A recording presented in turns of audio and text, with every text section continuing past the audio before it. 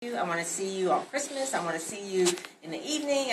Whatever. They just want to just see how authentic you are and if you're really true. Because really, when you think about it, most people don't trust stuff online, right? I know I don't. I mean, you could say that you, whoever you are online, you're just writing. But how do you really know that who they say they are based on what the social proof is around it?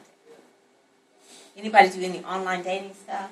You don't have to raise your hand. But if you do, if you do any online dating stuff and you have met someone and you're like, oh man, they sound like they are just Morris Chestnut, and you meet them and they look like Mr. Nut. Okay, so most people don't trust things online because you want to know the people around them, what they're saying. That's really the whole point of the social media part. Engage or Die. Ooh, that's a really good book, by the way. Engage or Die. One of my colleagues, Brian Solis, he coined the term PR 2.0 probably about 5 years ago. If you don't have any of his books, I would suggest you get them.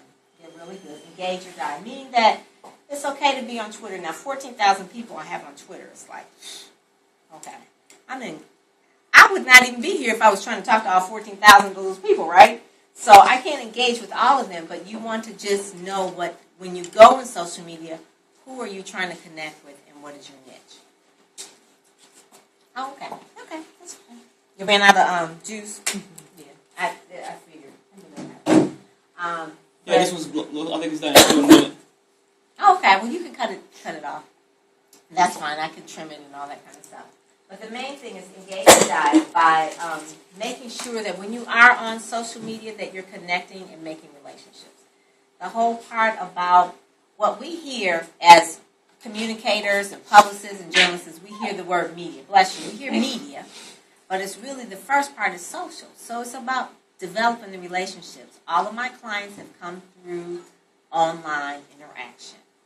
A lot of my friends, my best friends, even the one I was telling you about, Karen, come from, I only met her in face about 4 or 5 times over 4 or 5 years. We've known each other online.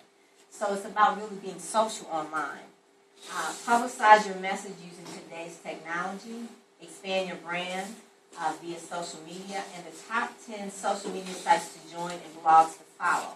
That's always, I tell people, they say, well, where do I start? It's just so fast. It's so much. It changes all the time. Facebook changed your timeline. I'm mad about it. I don't like it.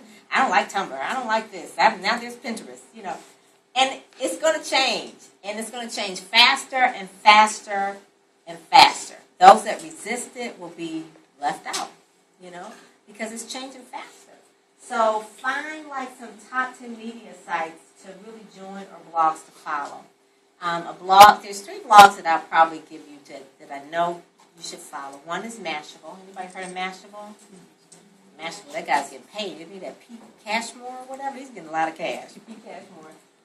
Social Media Examiner is a good one. And Social Media Today.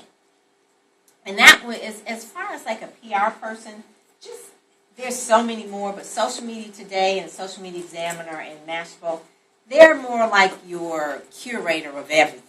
I mean, there's so much on there, but if you just only follow and subscribe, when I say RSS feed, to them, get their RSS feeds, you'll be on top of everything, okay, in terms of social media world. There's so much more. There's different books and things like that to get, but you want to do that, and then those are the blogs to follow. There are things called meetups, meetup.com. How many people have gone to a meetup? Probably you guys are in school and busy, but a meetup is basically it's where people who are online meet up offline. Duh.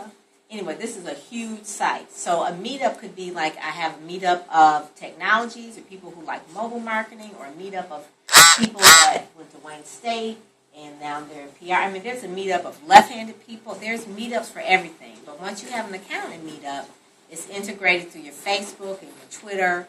You will then find who in your area where you would meet up at. And it's a really safe way to meet up because they're usually in a public place like a Starbucks or something.